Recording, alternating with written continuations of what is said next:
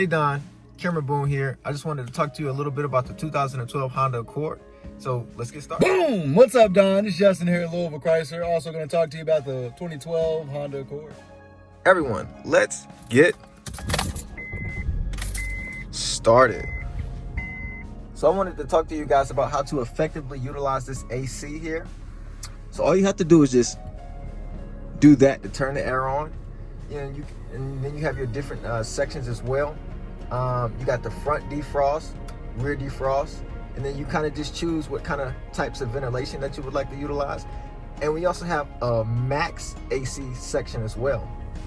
Other than that, you come over here and you're able to control the temperature as well. So you can go very hot. If you want it medium, you would kind of go here. And if you wanted it slightly cold, you would come here, right? And then this is what it sounds like when it's all the way on, right? So this is a nice little option that you can choose from. Other than that, I'll go ahead and pass this thing off. Thanks. Not only does this amazing 2012 Honda Accord have an amazing AC unit, it also has driver and passenger heated and cooling seats.